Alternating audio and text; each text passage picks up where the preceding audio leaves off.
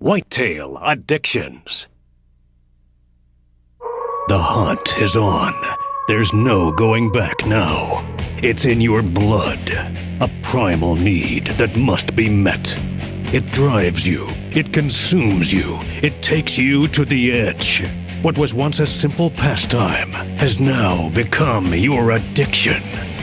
This season, come share the excitement with a group of fellow whitetail addicts from Lone Wolf. Learn from their time-tested techniques, as well as their mistakes, and be there to experience firsthand the highs and the lows we've all come to thrive on. They are do-it-yourselfers just like you. Their season begins the moment the last one ends. And when it comes time to release an arrow, they come up big. This is Lone Wolf's Whitetail Addictions.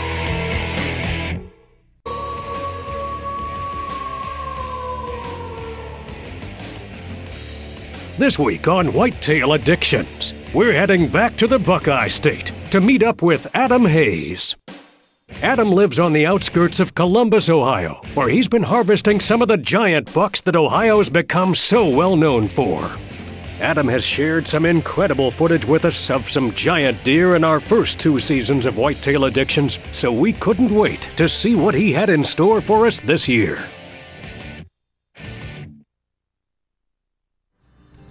My fascination with whitetail started the very first time I ever went in the woods with my dad when he was hunting. I was just a kid, and hearing a deer approach through the leaves, crunching through the leaves, and not knowing if it was going to be a doe or a buck.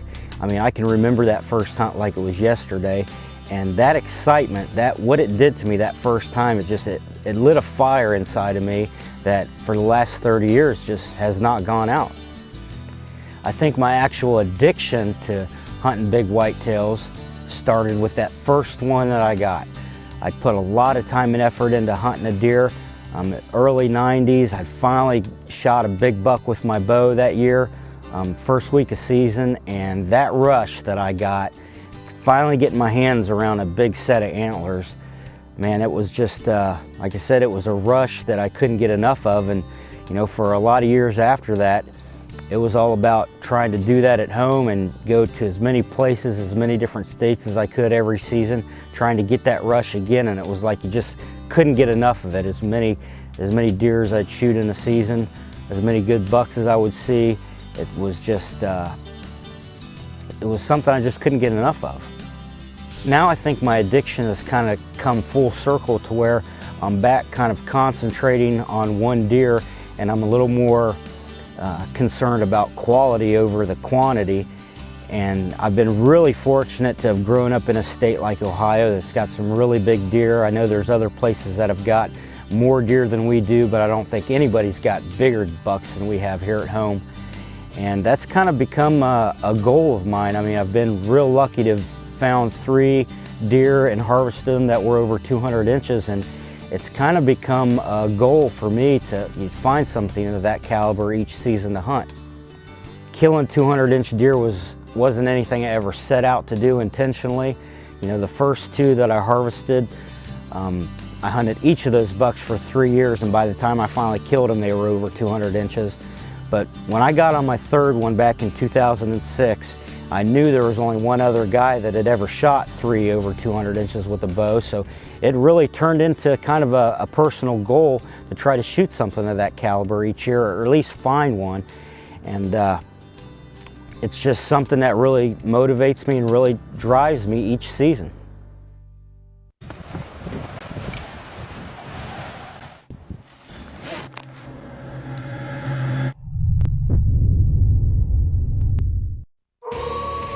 Welcome back to Whitetail Addictions. If I had to pick one place every year to start out my bow season, it would have to be Canada. It's a long drive. It takes about 30 hours to get up there from home, and I've had some great success up there early season. I've done pretty good late season too, but when you combine that early bow season, first week of September, and the chance of killing a big buck in velvet, I tell you what, if I could bow hunt in Canada every year the first week of September, that's where I would be. On the first evening of his hunt, This group of bucks came running by Adam's stand, obviously a little jumpy from the windy conditions.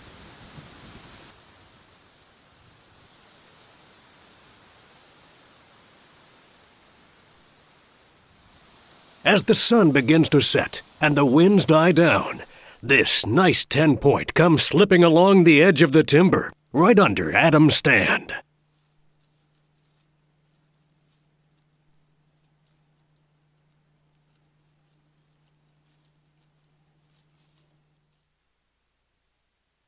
A couple more bucks pass by within bow range at last light, ending a pretty good first day of hunting. As camera light begins to fade on the second evening's hunt, this shedded buck shows up directly under Adam's stand.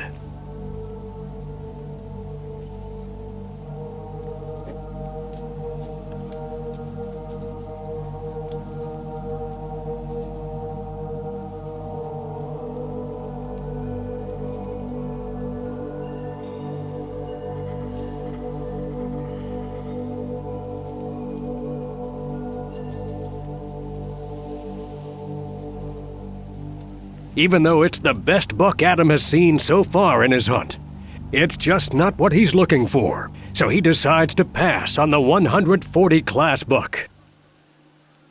You know, by the end of my hunt, I'd seen a lot of great bucks.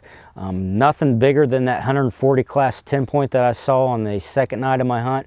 So by the end of the week, on that last night, I decided I was taking the gloves off, and if I saw a decent buck come by, I wasn't going home empty-handed, so I was going to let the Luminok fly. Adam applies a little cover scent to his setup because of marginal winds.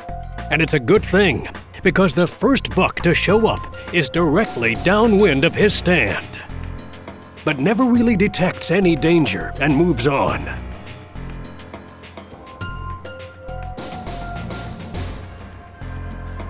Moments later, another buck shows up on the same trail, and this time, it's a shooter.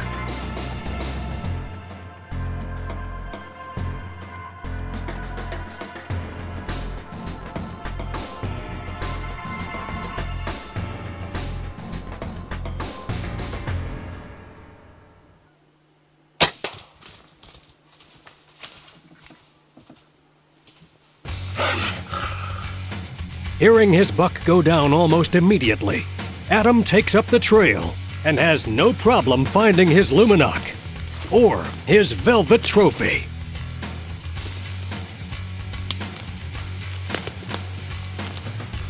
Would you look at that?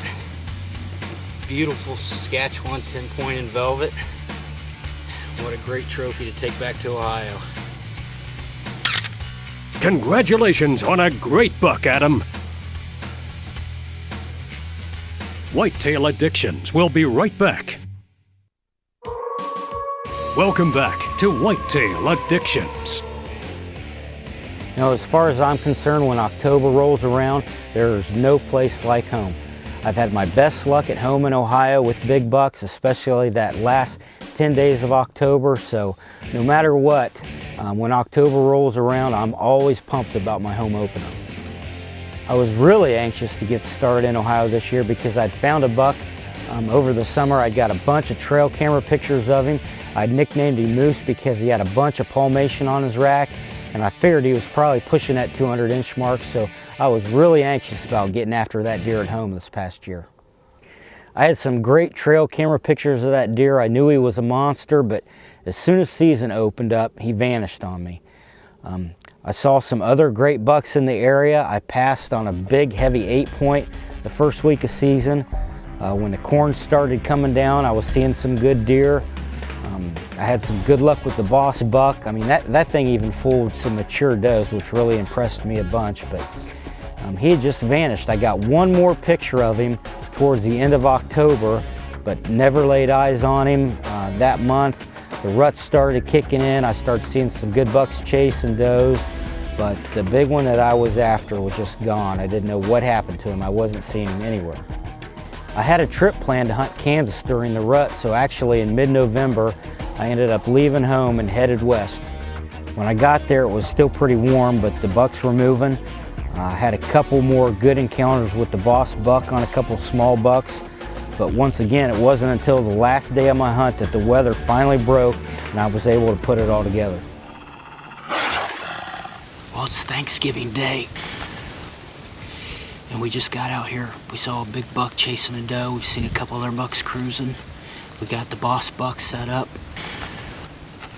Got a good wind. I'm gonna do a little rattle and see if we can't catch one cruising through here tonight.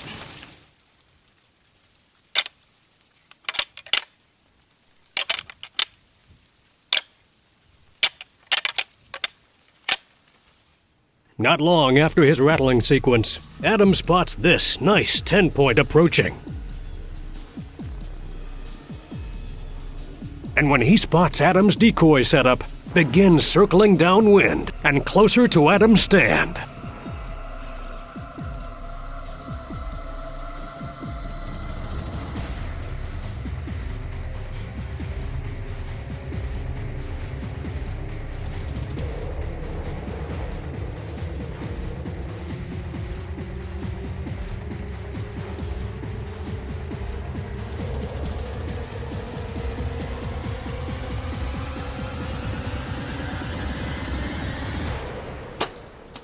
Adam's shot is a little low, but the buck ducks right into the arrow for a perfect double lung hit.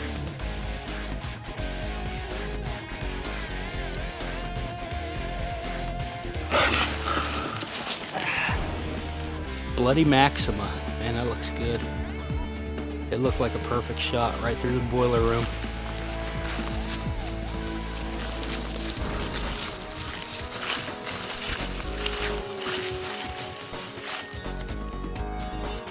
Put another notch on the Lobo. Figures he ended up right in the ditch.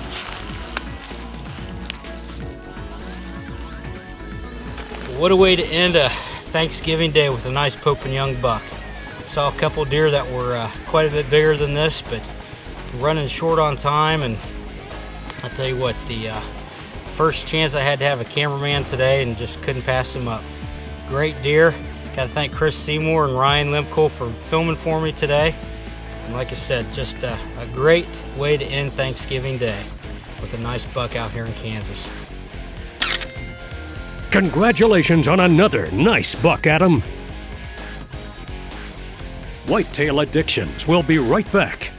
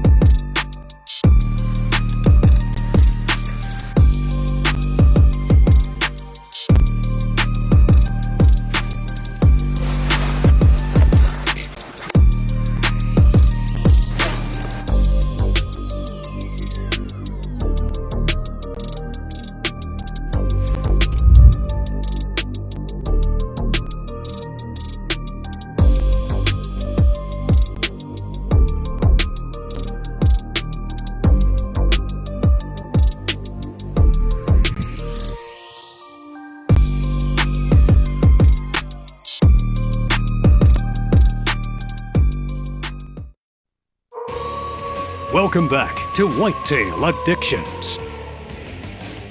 When I finished up in Kansas, I headed back home.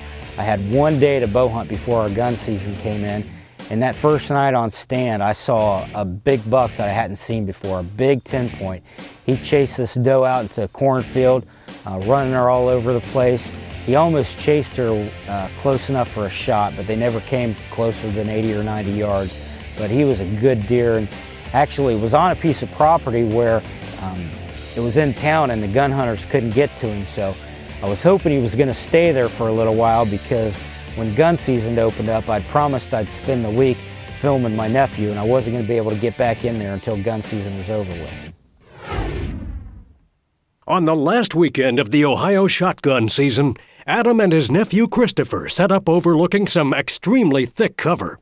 And after getting settled in for the evening's hunt, Chris takes out his grunt call in hopes of pulling a big buck from the bedding area.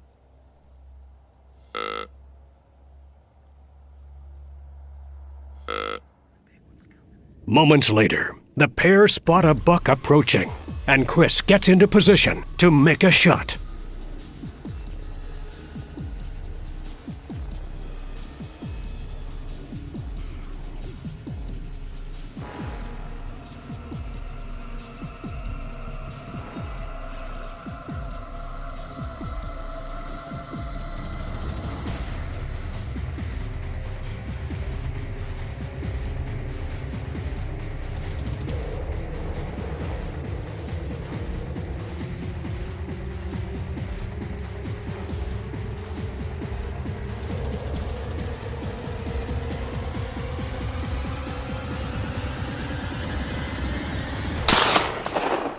Chris's first shot misses the buck, but our young hunter quickly regroups for a follow-up shot. Hey!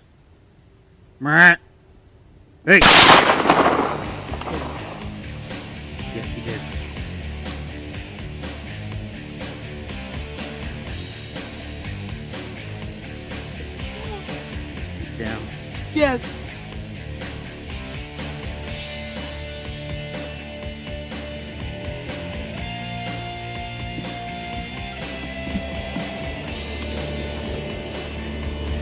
You got him, buddy. Christopher. That's a giant non-typical.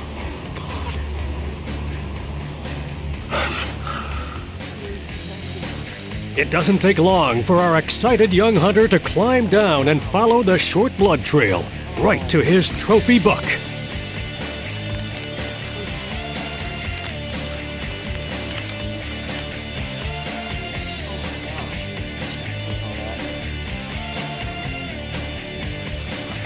Missed the first time, turned around and trotted a little bit, and he stopped again. And I shot him, and he ran 10 or 15 yards, and he fell down right here, right in this thicket. And I'm just so excited. Congratulations on one heck of a buck, Christopher. I've really enjoyed spending some time hunting with my nephews the last few years, and I was really happy for Chris being able to harvest a great buck with his gun. And I tell you what, I was really excited about getting back and bow hunting again and getting back to that farm in town where I'd seen that big 10-point before gun season opened up. 2 days after the close of the Ohio gun season, Adam was back on stand with his bow, and on the same farm where he saw the big 10-point right before gun season. The first deer to show up on the evening's hunt are 3 bucks, and one of them's a nice 8-point that Adam's seen before. As the trio pick their way through the corn stubble, another buck emerges from the cover at the opposite end of the field.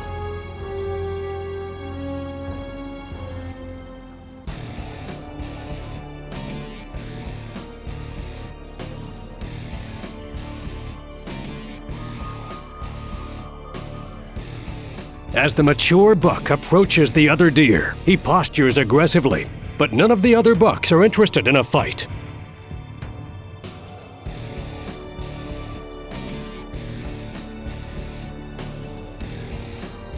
Seeing that the big buck is in an aggressive mood, Adam tries a snort wheeze call in an attempt to challenge the buck.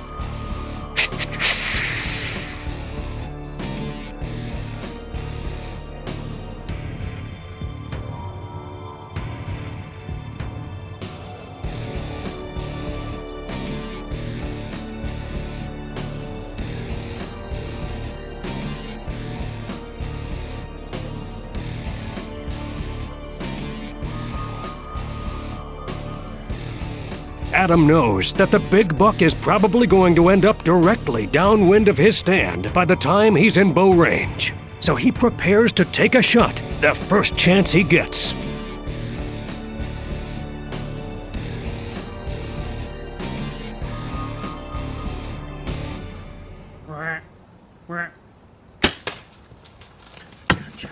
As quickly as he releases his arrow, Adam is able to reach for his camera and get back on the buck to capture the big animal going down for keeps.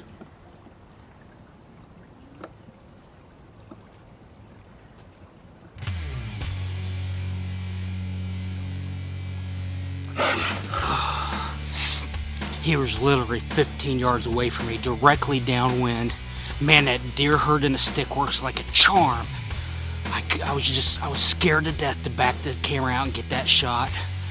He's a giant and I smoked him. Yes! Look at the size of this deer. Look at that. Oh, big 10 point with a big extra point here.